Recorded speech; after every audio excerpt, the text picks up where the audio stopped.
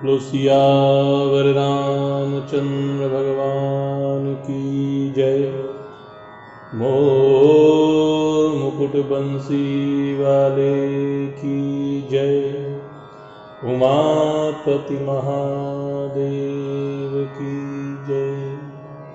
पवन सुत हनुमान जी महाराज की जय। गोस्वामी श्री तुलसीदास जी महाराज की जय। कल के पावन प्रसंग में हमने ऐसा सुना कि भक्त वत्सल भगवान नारद जी महाराज से कह रहे हैं, जेहि विधि हो यही परम हित, नारद सुनहु तुम्हार, सोई हम कर बन आन कछु, बचन न साहमार। कहे नारद सुनो, जिस प्रकार से आपका परम हित होगा हम वही करेंगे, दूसरा और कुछ भी नहीं। और यह हमारा वचन जो है सत्य है, इसे असत्य मत जानना।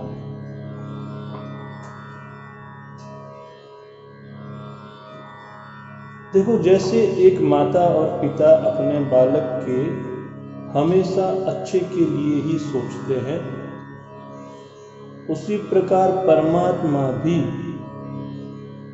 हम सभी के लिए मंगल का ही विधान करते हैं। जो कुछ भी हो रहा है वह हमारे अनुकूल है, इसीलिए हो रहा है, नहीं तो परमात्मा उसको बदल देते हैं। जैसे कोई रोगी पुरुष है और रोग से बहुत व्याकुल है, वैद्यराज जी के पास अथवा डॉक्टर के पास जाता है और वह उसकी बीमारी को जान लेते हैं और उसको कहते हैं कि भाई तुम इस चीज को खाने से परहेज करो, तुम्हारा ब्लड प्रेशर जो है बढ़ रहा है, तुम नमक का खाने से परहेज करो, नमक कम खाया करो। लेकिन वो कहते नहीं महाराज, मैं तो नमक खाऊंगा, नमक के बिना जसता नहीं है। तो उस समय वह डॉक्टर उसके घर वालों को बोलेगा कि इसको नमक खाने से मना करो, रोको, नमक नहीं खाए, नहीं तो ब्लड प्रेशर ज्यादा हो जाएगा और कोई ज्यादा तकलीफ हो जाएगी। तो वैसे ही मानस जी में लिखा है, कुपथ माग रुज व्याकुल रोगी, बैदन देय सुनहु मुनि जोगी, यही विधिहित तुम्हार मैं ठयहूँ, कही अस अंतरहित प्रभु भयहूँ।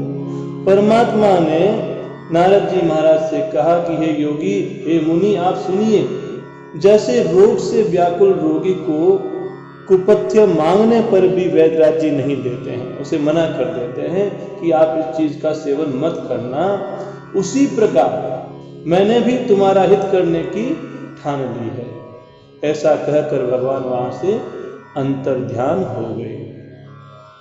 अब देखो, नारद जी का मन और कहीं लगा हुआ था, किसी और चाह में परमात्मा को याद कर रहे थे कि अगर ठाकुर जी मुझे अपना रूप दे दे तो मुझे यह विश्व मोहिनी कन्या मिल जाए। जैसे ही भगवान वहां से अंतर्ध्यान हुए और माया विवश भये मुनि मूढ़ा, समुझी नहीं हरि की रानी गूढ़ा, गवने तुरत तहाँ ऋषि राई, जहाँ स्वयंवर भूमि बनाई। भगवान की माया के वशीभूत होने के कारण मुनि परमात्मा के उन गूढ़ वचनों को समझ नहीं सके और ऋषिराज नारद तुरंत वहां चले गए जहां स्वयंवर के लिए मंडप और छा रखे थे, भूमि को सजाया गया था। वहां जाकर के देखा तो राजा लोग खूब सज धज करके अपने अपने समाज के साथ वहां पर आसन पर विराजमान थे। और मुनि नारद मन ही मन प्रसन्न हो रहे थे कि देखो मैं परमात्मा से उनका स्वरूप मांग करके आ गया हूँ, तो मुझसे सुंदर तो यहाँ कोई होगा नहीं। मुझे छोड़कर के कन्या भूलकर भी किसी दूसरे के पास नहीं जाएगी, उससे विवाह नहीं करेगी। निज निज आसन बैठे राजा, बहु बनाव करी सहित समाजा। मुनि मन हर्ष रूप यति मोरे, मोहित जिया नहीं बरिहि न भोरे। मुनि हित कारण कृपा निधाना, दीन कुरूप न जाई बखाना। सो चरित्र लखी काहू न पावा, नारद जानी सबहि सिर नावा। कृपा निधान भगवान ने मुनि के कल्याण के लिए उन्हें इतना बदसूरत बना दिया, इतना कुरूप बना दिया, जिसका वर्णन नहीं किया जा सकता। लेकिन यह चरित्र हर कोई नहीं जान सका।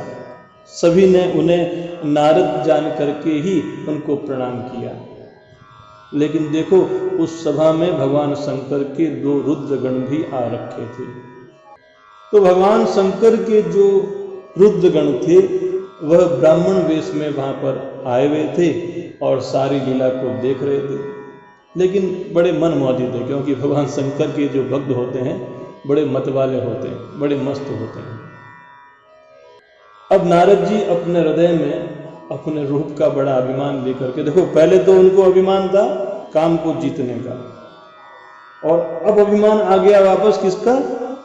अपने स्वरूप का, कि मैं जितना सुंदर हूं उतना सुंदर यहां पर कोई है नहीं। तो नारद जी भी अपने हृदय में अपने रूप का अभिमान लेकर के वहां राजाओं की पंक्ति में जाकर के बैठ गए। और ये जो शिव जी के 2 गण थे वह भी नारद जी के पास ही बैठ गए। लेकिन ये दोनों गण ब्राह्मण के वेश में थे, इसलिए उन्हें कोई पहचान नहीं सका।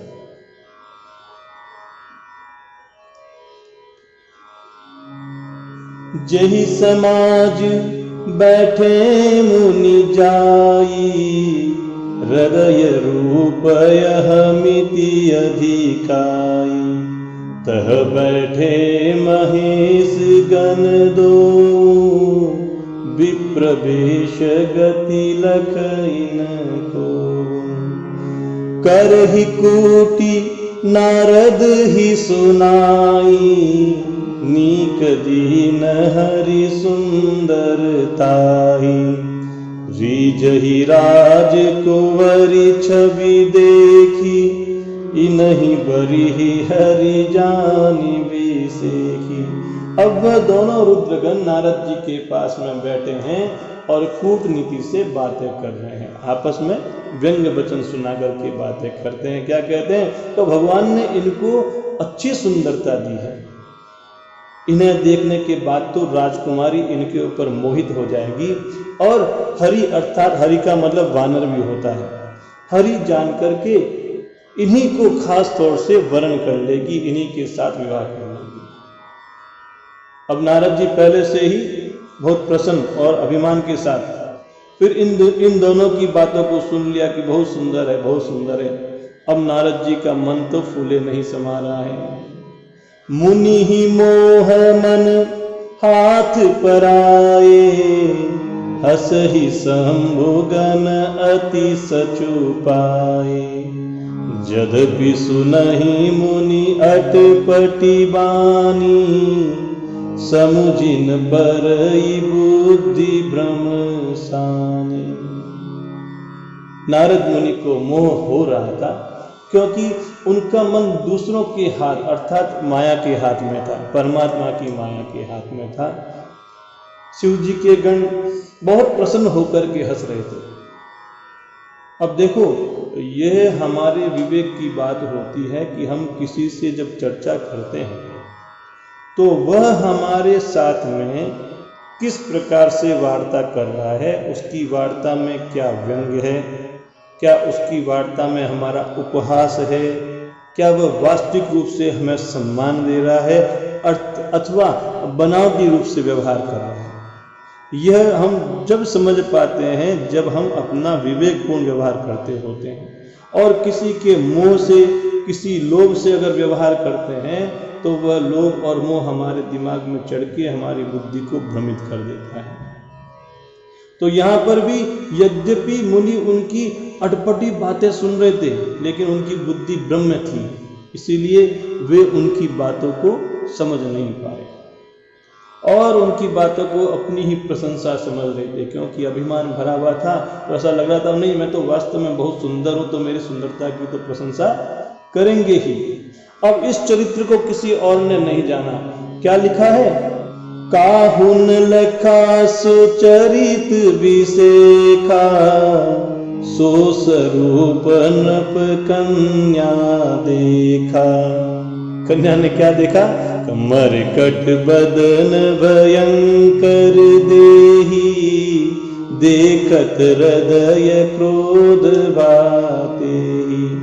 इस विशेष चरित्र को किसी और ने नहीं जाना, केवल उस राजकन्या ने ही देखा था। क्या देखा? कि नारद जी का जो स्वरूप था बंदर का था और भयंकर शरीर था। तो कन्या ने उन्हें देखते ही बड़ा क्रोध किया, वो उनके पास में गई ही नहीं। आगे लिखा है, सखी संग ले कुंवरी तब, चली जनुराज मरान, देखत पिरई महीप सब, कर सरोज जयमान।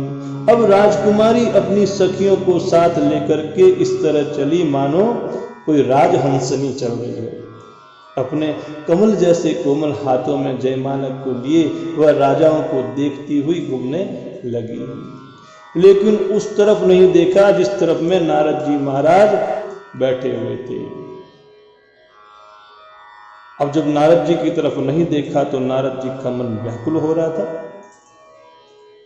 नारद जी अपने आप को वहां उपस्थिति दर्ज कराना चाह रहे थे, बड़े व्याकुल हो रहे थे, छटपटा रहे थे, कभी आगे कभी पीछे हो रहे थे, कैसे भी करके कन्या मेरी तरफ में देख ले। अब उनकी इस दशा को देखा तो भगवान शंकर के जो गण थे वह हंस पड़े। धरि नृप तनु तह गयउ कृपाला, कुंवरी हरसी मेलेउ जयमाला। दुल्हिनी लय गेल निवासा, नृप समाज सब भयउ निराशा। अब वहां पर भगवान जो विष्णु हैं, भगवान जो हरि हैं, वह राजा का वेश बना करके आ गए, और उनसे सुंदर और कौन हो सकता है। तो उस राजकन्या ने भगवान विष्णु के गले में वरमाला डाल दी और वह उस दुल्हन को लेकर के वहां से चल दिए। तो लक्ष्मी निवास भगवान दुल्हन को लेकर के वहां से चले गए। सारा जो राज समुदाय था वह बड़ा ही निराश हुआ, और नारद जी की तो कहनी ही क्या। मुनि अति विकल मोहमति नाठी, मनि गिरि गई छूटी जनु गाठी। देखो बाबा तुलसीदास जी महाराज जब लिखते हैं बड़ा विचित्र लिखते हैं।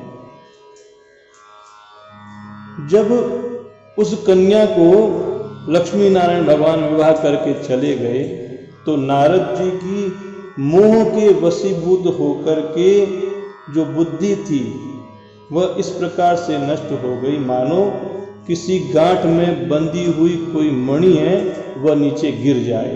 लिखा है कि मुनि अति विकल मोहमति नाठी। कैसे? कि मणि गिरी गई छूटी जनु गांठी। तो मोह के कारण मुनि की बुद्धि नष्ट हो गई थी। अब नारद जी की स्थिति को देख करके पास में बैठे हुए जो रुद्रगण थे वह मुस्कुरा करके उनको बोल दिए। क्या बोले? तब हरिगण बोले मुस्काई, निज मुख मुकुर बिलोक हो जाई।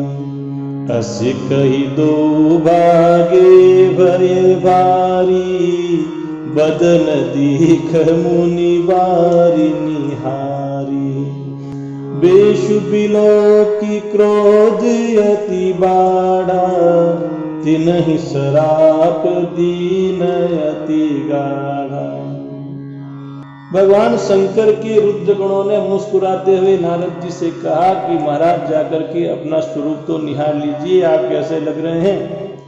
अब ऐसा कहने के बाद दोनों ही रुद्रगण वहां से भयभीत होकर के भग गए। बोले पता नहीं यह मुनि है, क्रोधित हो गए तो कोई श्राप दे डालेंगे, इसीलिए वहां से भग गए। अब नारद जी ने जाकर के अपना रूप देखा तो उनके क्रोध का कोई पार नहीं रहा।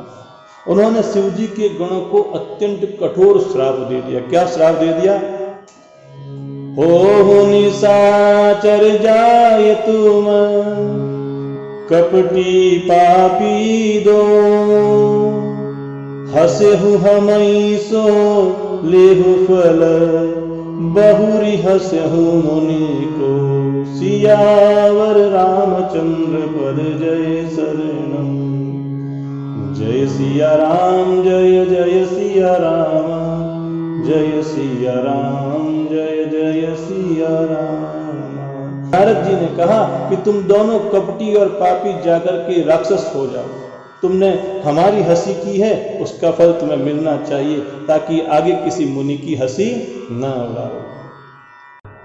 सियावर रामचंद्र भगवान की जय। मोर मुकुट बंसी वाले की जय। उमापति महादेव